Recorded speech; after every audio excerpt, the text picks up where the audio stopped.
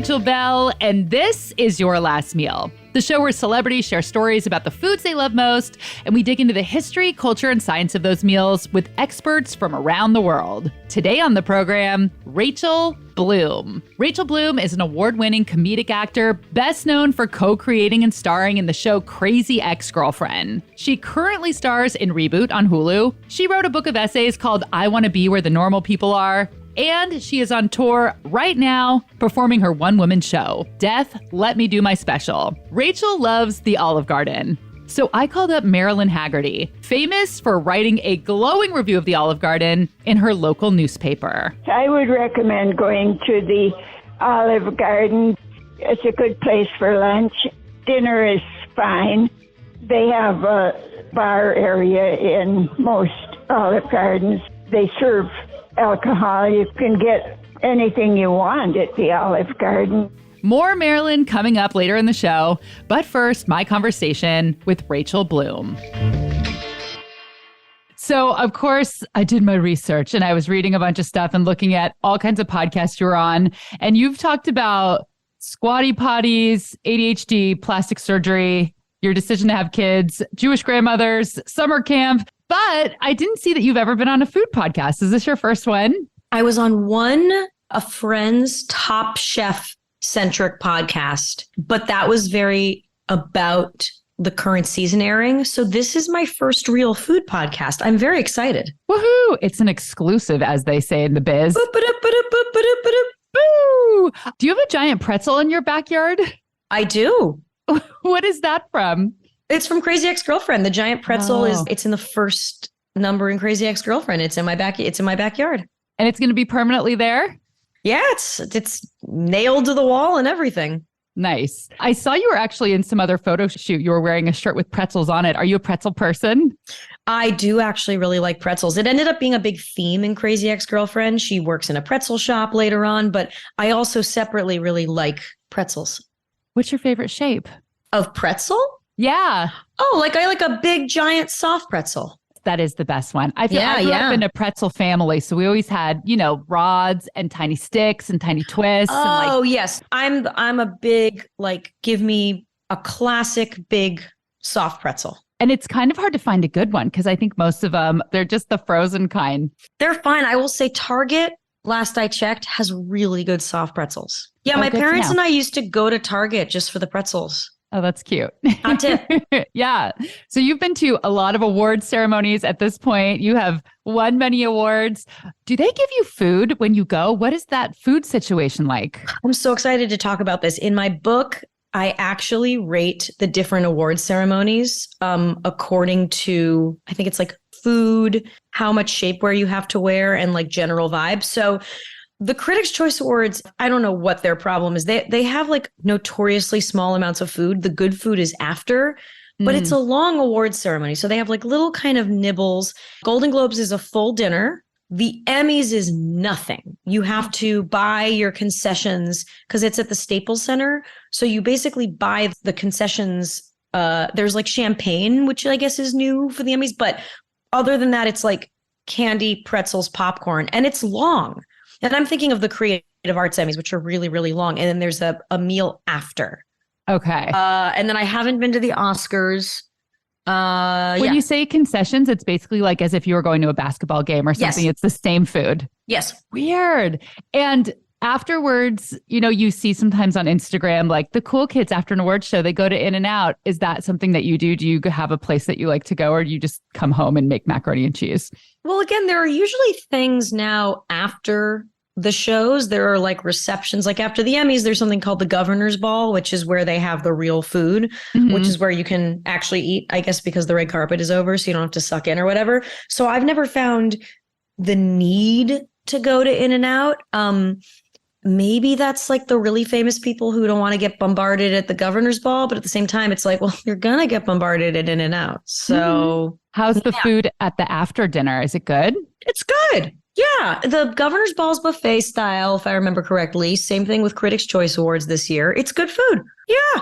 Yeah. It's good serviceable food. And you'd be surprised at the amount of people who are eating, considering it's a lot of actors, but people do eat. And it's good food, but there's not, I wish that there were more food being served during ceremonies because these ceremonies are long and you get hungry. And then they're weirdly in the middle of the day, which is around the time that you'd be eating lunch and dinner. It's weird. Have you ever brought a snack in your purse? Yeah, I have. I've brought some nuts. I've brought some energy bars. Totally. Rachel has always loved sweets. And when she couldn't get them at home, she found a way to get them at school. I took home economics in my public middle school. Just wanted to shout out public education. And we learned how to make frosting. And I want to say it's with just butter, sugar, milk, and then a little vanilla extract. And if you like whip that up just in like a bowl with a fork, you can make kind of like a janky frosting. Uh-huh. And my parents, we really didn't keep a lot of sweets in the house, which is good, except I would crave dessert at night. So sometimes I would just make myself this frosting for dessert. And just eat it with a spoon. And then I remember one time my mom realized I was doing this and that I was doing it with plain vanilla extract and that I was putting quite a lot of vanilla extract. And she's like, that's called being a cheap drunk. Because there is alcohol in vanilla extract, but you don't have to be 21 to buy it. The way you make vanilla extract is you just put vanilla beans in vodka and let it steep for a long time. But I was told that it cooks off. And I was wondering, wait, does it cook off when you bake something or do they cook it off before they sell it to you? I mean, you don't have to be 21 to buy vanilla extract. And it does smell a lot like alcohol. Yeah. So I don't know what's cooking off.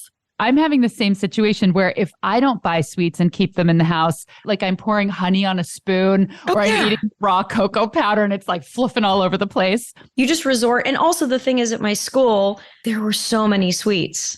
I had every day for snack. I remember I'd have either a fast break bar or like a huge cinnamon roll. I was 16, so my metabolism was amazing. So I was like a size 0 eating just junk. Yes, mine was that, but with Taco Bell. What a time to be alive. What a time. Do you think they still have home ec? I hope they do, and I hope they've expanded it. I generally, now that I'm adult, think that I'm an adult. Did I say now that I'm adult? Whatever. Now that I'm an adult, I think there should be mandatory classes on how to do taxes, how to change a diaper, and home ec. I still remember how to sew from home ec. Also how to negotiate with a job because so many of us don't know how to.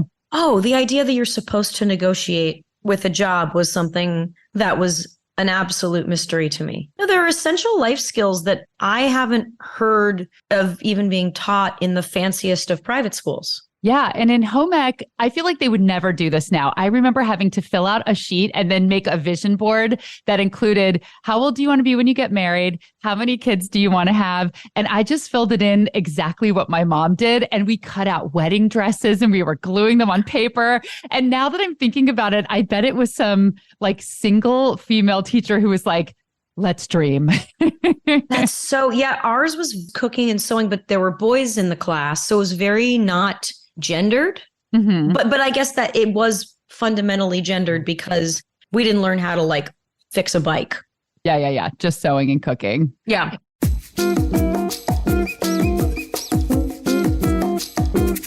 I did my vanilla extract research. And yes, vanilla extract is highly alcoholic. The FDA actually requires by law that pure vanilla extract contain a minimum of 35% alcohol. That is the same proof as Captain Morgan rum. So why are children allowed to buy it? Well, according to an article in Bon Appetit magazine, this little boozy loophole comes thanks to Prohibition. Folks knew that Prohibition was coming, and the Flavors and Extracts Manufacturers Association spent years lobbying legislators, trying to convince them that the food industry would tank if alcohol was banned from flavor extracts. So they got an exemption, but only if they promised to make the extract non-potable.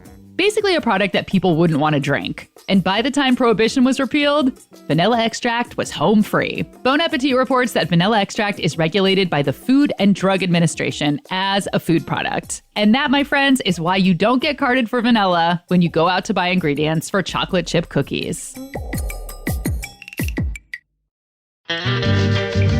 Okay, time for a quick break. But when we come back, all you can eat breadsticks, soup, and salad.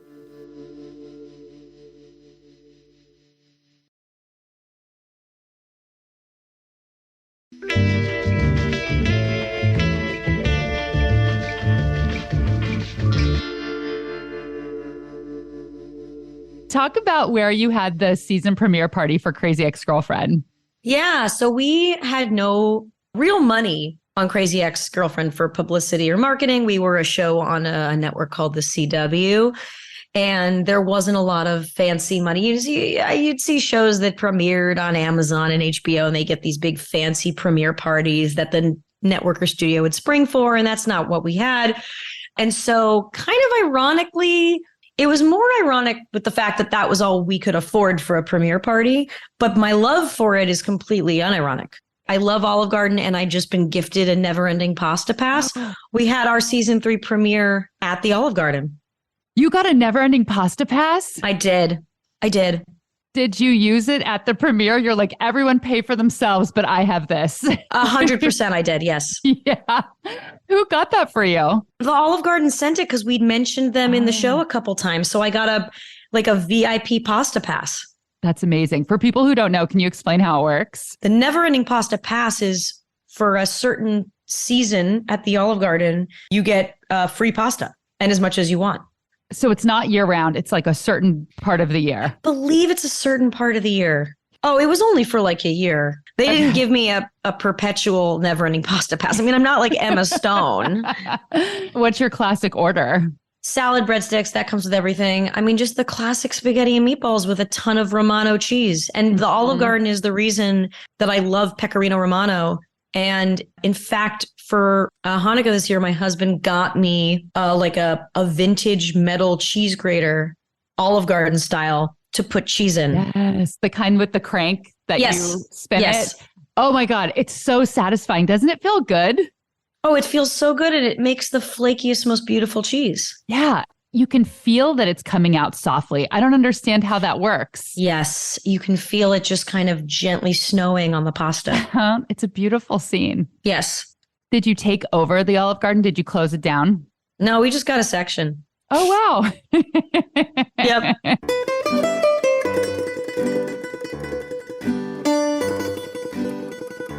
I have featured many chain restaurants in this show. Taco Bell, KFC. I interviewed the chief culinary officer at the Cheesecake Factory. And all of these big brands started off as a mom and pop restaurant. And they all have an interesting origin story. So I was like, okay, Olive Garden. When I'm here, I'm family. Tell me the family secrets.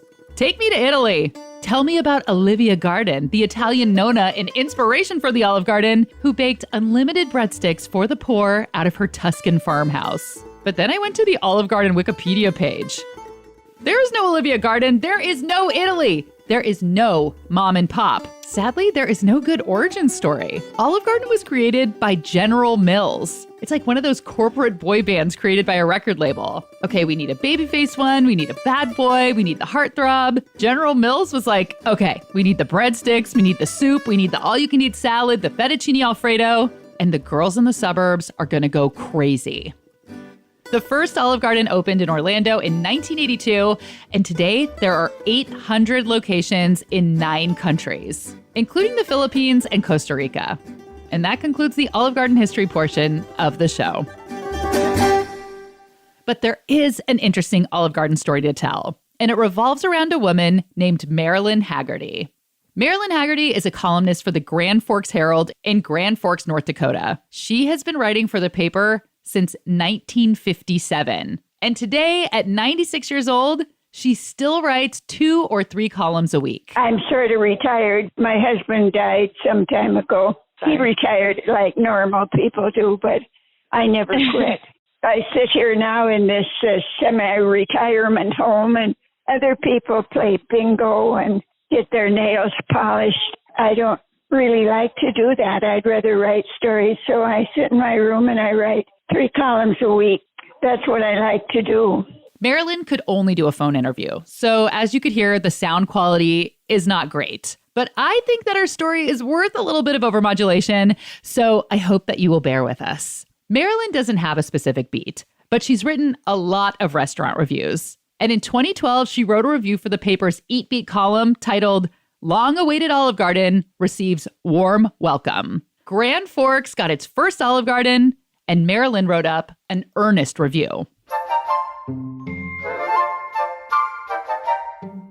Here are a few excerpts.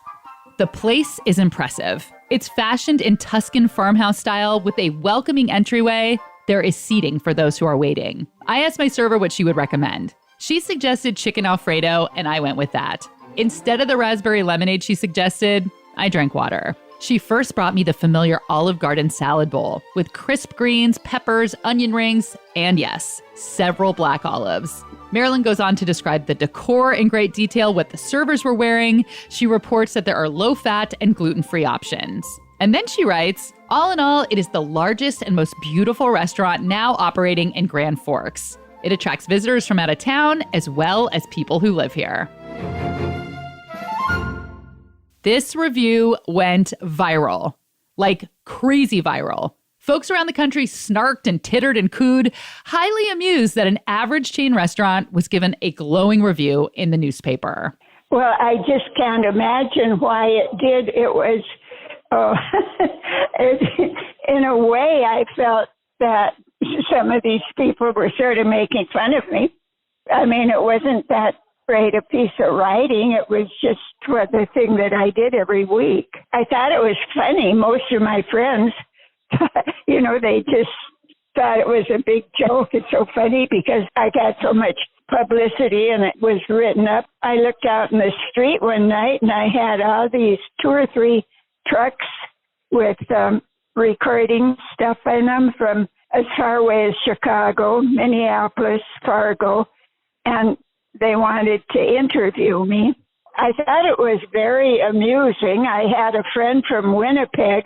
She came down, and I said, you're going to have to stay here and answer the phone because I can't answer the phone all the time, and all these people want to know about the Olive Garden and my column about the Olive Garden. And so the next thing I knew, I was on my way to New York. I was on national television in New York City. She was on Anderson Cooper, The Today Show. She even caught the attention of Anthony Bourdain, who defended her in this tweet. Quote, very much enjoying watching the internet sensation Marilyn Haggerty triumph over the snarkologists, myself included. He wanted to interview me, so he came over to my hotel one morning and we had breakfast together, and he wanted to come out here to Grand Forks, but he never was able to make the trip. So he offered her a book deal with his imprint, and together they published A History of American Dining in 128 Reviews. Do you consider yourself a foodie? Are you somebody who loves food? Me? Yes. I've always enjoyed eating at a restaurant. I've always enjoyed watching the other people. I've enjoyed the different things people will order. When I was growing up in South Dakota in the Great Depression, people didn't go out to restaurants. And so in my mind, going out to a restaurant was a big, big deal, a big treat. We didn't go out like we did now when I raised my own children. They had plenty of outings, especially to places like McDonald's. I just think restaurants are fun and fun to write about. It's interesting reading your Olive Garden review and talking to you about food. You don't actually talk about the food that much. It's more of a report on the atmosphere, the hours, allergies. You are a journalist through and through. In a way, the review feels less about the food and more about the story. Yes, and I worry about that sometimes, and I try to make an effort to zero in on the food. I don't spend paragraph after paragraph discussing the food. I guess I do talk more about the restaurant and the service, and I've never really thought of it that way, but I guess that is right. I'm not really an expert at food. What is your favorite thing to order at the Olive Garden? Oh, I was there just a couple of weeks ago with some friends, and we ate the special for the day. I don't care. I just ordered the same thing, and I like to order what most people order. Once again, no mention of the food. Marilyn's favorite part of going to New York City on her whirlwind publicity tour was getting to sit in on an editorial meeting at the New York Times. She is truly a journalist. It's just what I do, what I've done all my life. I started, I think, when I was 17 or 18 years old. All right, it's break time. But when we return, Rachel Bloom shares her last meal.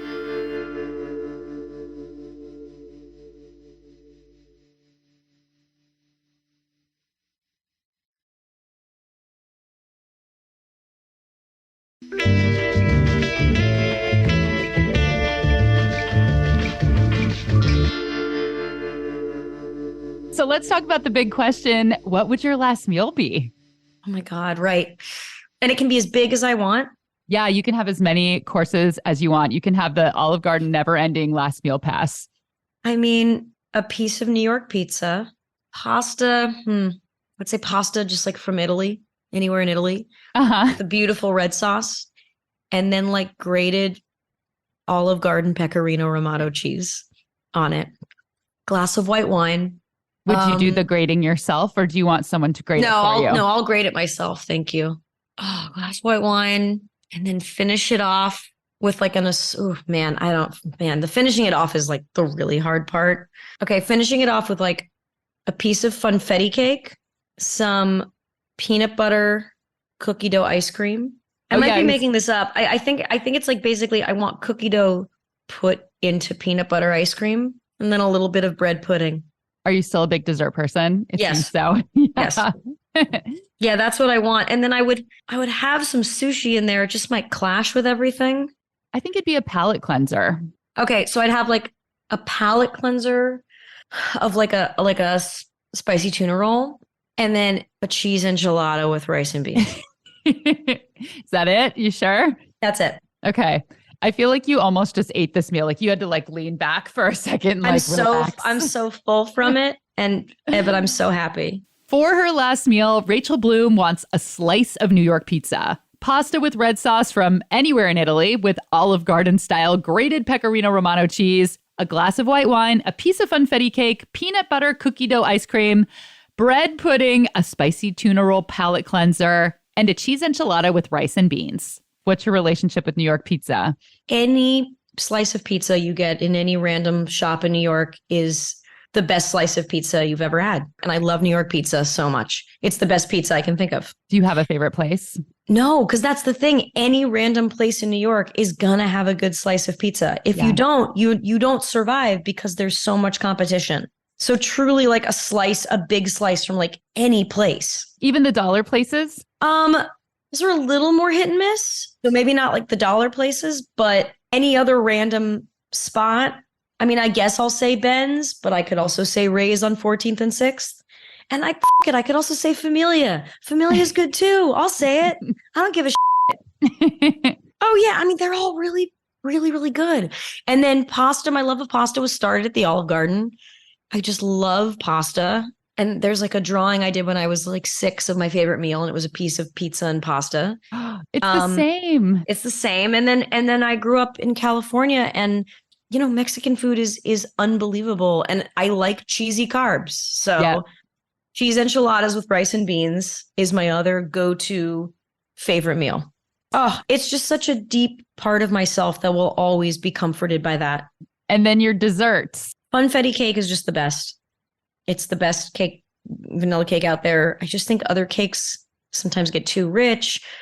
Just, you don't need to complicate it. Just like grocery store funfetti cake. That is also Greta Gerwig's last meal. She also chose funfetti cake. There you go. There you go. I'm just like Greta Gerwig. This is what I keep telling my agents. And they're like, sure. And then peanut butter. I love peanut butter in things. So any peanut butter dessert I'd be happy with. But I was like, well, like I also love cookie dough. So I could double it up. And then I said bread pudding just because like I don't have it a lot. But every time I have it, I'm like, oh, this is the best thing in the world. And that was Rachel Bloom's last meal. Get a ticket to Rachel's live show. Go to racheldoesstuff.com or find a link in the show notes. Well, I don't want to spoil much, but yeah, so it's this live show I've been developing for the past year and a half. It's a stand-up music storytelling special that wants to be one thing, but then something makes it go awry. Rachel Bloom, thank you so much for your time. It was so nice chatting with you, and thanks for sharing your last meal. Thank you for having me. Have fun on your tour. Thank you. Bye.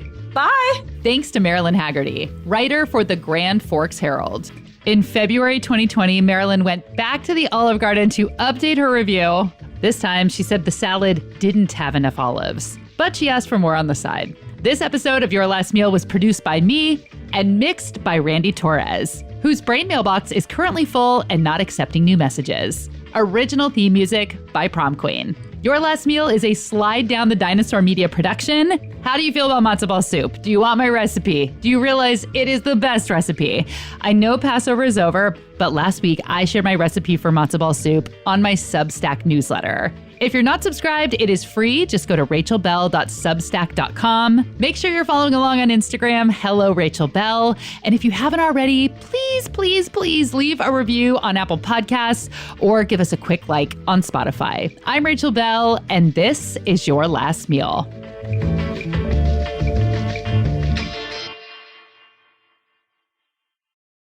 Are you subscribed to my newsletter? We got some hot Rachel on Rachel action here. Love it.